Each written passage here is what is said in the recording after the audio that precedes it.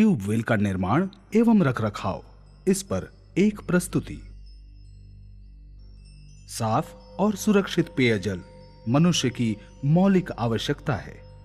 इस धरती पर प्रत्येक व्यक्ति को पीने, खाना बनाने और केवल खुद को साफ रखने के लिए हर दिन 20 से 50 लीटर सुरक्षित पानी की जरूरत होती है। हर एक साल करीब 18 लाख लोग अतिसार संबंधित बीमारियों जैसे हैजा इससे मरते हैं। करोड़ों लोग पानी से संबंधित अनेक बीमारियों से ग्रसित होते हैं, जिन्हें बहुत ही आसानी से रोका जा सकता है। पीने के पानी की आपूर्ति की स्थिति को 4 महत्वपूर्ण आधारों से मापा जा सकता है: गुणवत्ता, मात्रा, विश्वसनीयता तथा खर्च। और इस तरह ट्यूबवेल एक बहुत महत्वपूर्ण स्रोत है, क्योंकि ये आपको साफ पेयजल देता है, जो स्वास्थ्य के लिए बहुत जरूरी है। ये पानी से उत्पन्न व्याधियों तथा बीमारी की घटनाओं को कम करता है और ये आस पड़ोस में आसानी से सुलभ होता है। ट्यूबवेल लगाना इतना मुश्किल नहीं है। इसके लिए एक इंजीनियर और एक जानकार ठेकेदार जो मजदूर तथा उपकरण मुहैया कराता है, इनकी मदद की जरूरत होती है। सभी जरूरी सामान बाजार में आसानी से उपलब्ध हैं। आइए देखें कि ट्यूबवेल कैसे लगाया जाता है, एकदम शुरू से।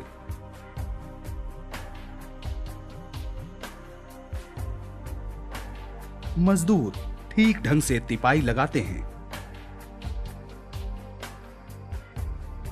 2 खाइयां जिनके बीच एक चैनल हो खोदी जाएं। पहली तिपाई के केंद्र में एक केसिंग छेद और दूसरी तिपाई से थोड़ी दूर पानी जमा करने के लिए। केसिंग छेद में केसिंग पाइप लगाएं।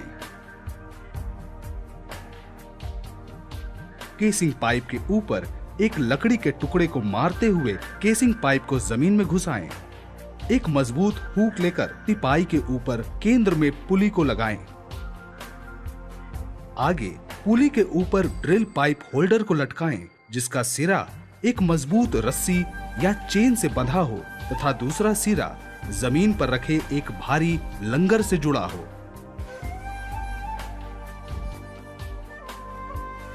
चेन रेंच से ड्रिल पाइप को पहले 3 फुट की लंबाई पर ड्रिल होल्डर से जोड़ देते हैं।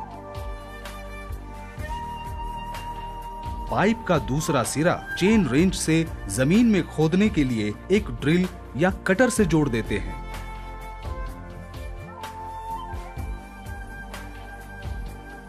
हैंड पंप को दूसरी खाई जिसमें पानी जमा है उसके पास लगाएं।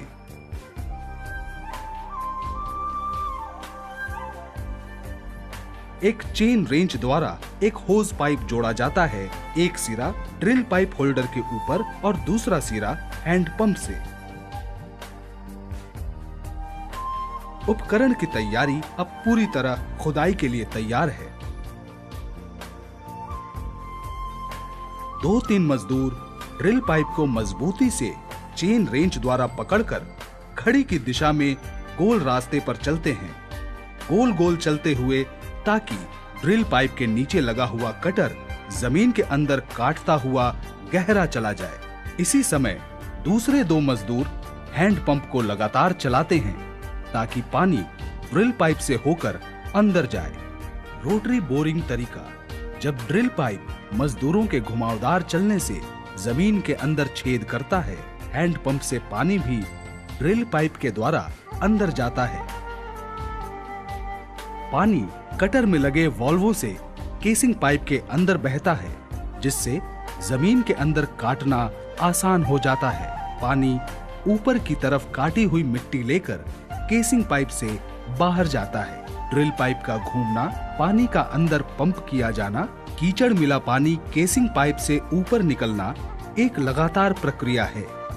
जब ड्रिल पाइप जमीन के अंदर केसिंग पाइप की ऊंचाई तक चला जाता है, तब 3 फुट का एक और ड्रिल पाइप चेन रेंच से पहले ड्रिल पाइप में जोड़ दिया जाता है। जब दूसरा खंड जमीन के अंदर चला जाता है, तब तीसरा खंड जोड़ा जाता है और ये प्रक्रिया चलती रहती है जब तक 100 मीटर की जरूरी गहराई मिल नहीं जाती।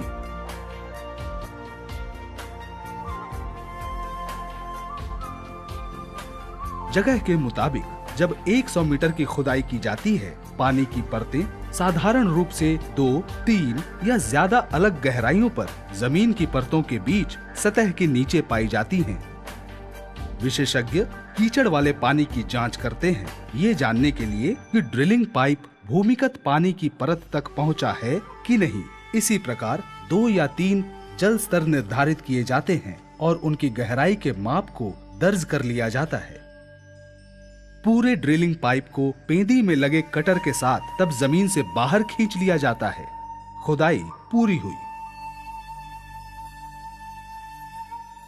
और आगे एक पीवीसी या जीआई पाइप को पानी की सतह की गहराई के मुताबिक लंबाई पर काट लिया जाता है। पानी की परत पर लगे रस्सीदार पाइपों के 2 भागों के बीच छन्नों को चेन रेंच द्वारा जोड़ दिया जाता है। जितनी पानी की परतें पाई गई हैं, उसके मुताबिक 2 या ज्यादा छन्ने अलग लंबाइयों पर जोड़े जा सकते हैं। एकदम पाइप के नीचे के सिरे पर एक बेल प्लग जोड़ा जाता है। छन्ने और बेल प्लग लगे हुए और जोड़े हुए पीवीसी या जीआई पाइप को तब खुदाई किए हुए 100 मीटर के छेद में नीचे उतारा जाता है। छन्ना और ये कैसे काम करता है? पीवीसी या जीआई का बना हुआ ये फिल्टर का काम करता है। जब भूमिगत पानी इसके छोटे सुराखों से अंदर आता है, ये जमीन की गंदगी और बालू के कणों को घुसने से रोकता है। पाइप में आया पानी इसलिए साफ और स्वच्छ होता है। बेल प्लग तथा इसकी आवश्यकता। छन्ना के बावजूद कुछ मात्रा में जमीन की गंदगी और बालू पाइप में आ जाते हैं। ये जमीन की गंदगी, बालू पाइप के तलों में लगे बेल प्लग में जमा हो जाते हैं तथा पाइप में पानी साफ रहता है।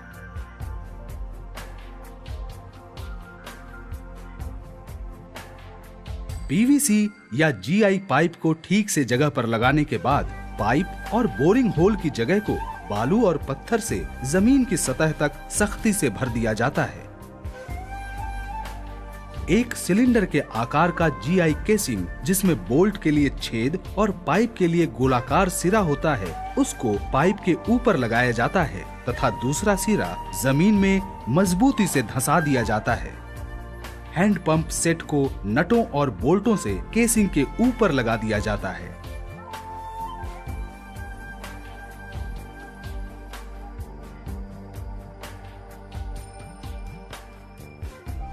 पाइप जोड़ना पूरा होने के बाद पाइप में 72 घंटों तक एयर कंप्रेसर से हवा फेंकी जाती है ताकि जमा हुआ बासी पानी निकल जाए तथा साफ पानी छन्नों से आ जाए। 72 घंटों के बाद पानी का एक नमूना सरकारी प्रयोगशाला में जांच के लिए निकाला जाता है, ये निर्धारित करने के लिए कि पानी उपयोग के लिए सही है या नहीं। प्रयोगशाला में जांच के लिए पानी निकालने के बाद अनुपात से पानी में मिलाया हुआ ब्लीचिंग पाउडर इंजीनियर या ठेकेदार के निर्देशों के मुताबिक पाइप में डाला जाता है ताकि किसी भी तरह की खराब गंध मिट जाए। अगले 7 दिनों तक जब तक प्रयोगशाला की रिपोर्ट नहीं आ जाती, ट्यूबवेल का पानी पीने और खाना बनाने के अलावा दूसरे कामों के लिए निकाला जा सकता है। अगर प्रयोगशाला की रिपोर्ट नकारात्मक है, ट्यूबवेल का पानी प्रयोग के लिए अनुपयुक्त घोषित कर दिया जाता है और ट्यूबवेल बंद कर दिया जाता है। अगर प्रयोगशाला की रिपोर्ट सकारात्मक है, उसके बाद ही ट्यूबवेल के पानी को पीने के लिए उपयुक्त घोषित किया जाता है। ट्यूबवेल अब साफ और स्वच्छ जमीनी पानी देने के लिए तैयार। हैंडसेट के नीचे के किनारे पर केवल ऊपर की ओर खुलने वाला वेल्व लगा हुआ चमड़े का वॉशर लगाया जाता है। पंप करने पर वेल्व एक हैच का काम करता है जिससे पाइप से पानी अंदर आता है।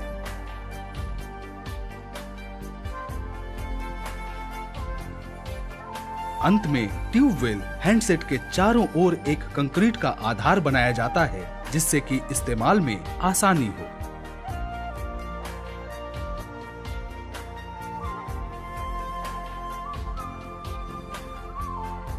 यदि पानी का बहाव कम है तो चमड़े का NR वाल्व जो हैंडपंप के तले में लगा है उसको जांचें। इसका मतलब है कि वाल्व ठीक से काम नहीं कर रहा है और उसे बदलना चाहिए। वॉशरों को काम करने के मुताबिक समय समय पर बदलना चाहिए। हैंडपंप को जोड़ने वाले नट और बोल्ट काम करते हुए ढीले हो जाते हैं, इनको समय समय पर ठीक करना चाहिए। कुछ समय बाद छन्ने धूल कणों से बंद हो जाते हैं और जल का प्रवाह कम हो जाता है।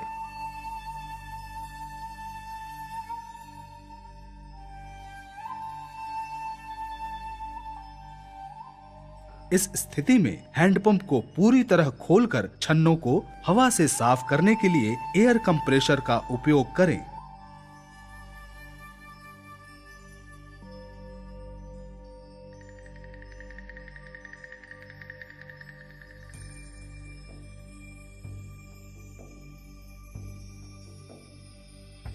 एक 100 मीटर के ट्यूबवेल के लिए सामग्री का खर्च GI या PVC पाइप और सॉकेट, पीतल के छन्ने और सॉकेट, स्टील कटर और सॉकेट, बेल प्लग, हैंडपंप, पीतल का सिलेंडर, दूसरे सामान सहित 100 मीटर के ट्यूबवेल की खुदाई का फिटिंग मजदूरी खर्च 49,000 रुपए। मजदूरी, पानी को घार वाला बोरिंग, टूल और स्कैफोल्डिंग सहित नीचे उतारना, निकालना, छन्ना, blind pipe, bell plug, bucket washing सहित पाइपों का अंतिम लगाना 13,500 रुपए। कुल खर्च 62,500 रुपए। टिप्पणी: खर्च पूर्णतया बताने के लिए है और सामान तथा काम के मुताबिक बाजार की कीमत के आधार पर ये बदल सकता है।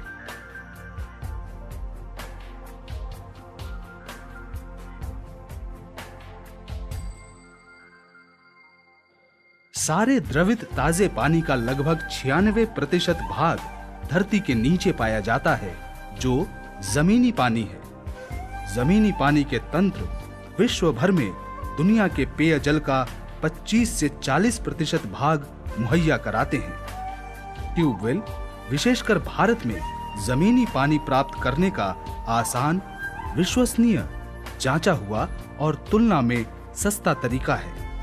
ये बहुत महत्वपूर्ण है कि इस संभावना को समुदायों में और यदि संभव है तो घरों में बच्चों और वयस्कों की सुरक्षा और स्वास्थ्य के लिए तलाशा जाए। इसका उपयोग और इस्तेमाल निकट भविष्य में एक स्वस्थ तथा समृद्ध समाज को सुनिश्चित करेगा।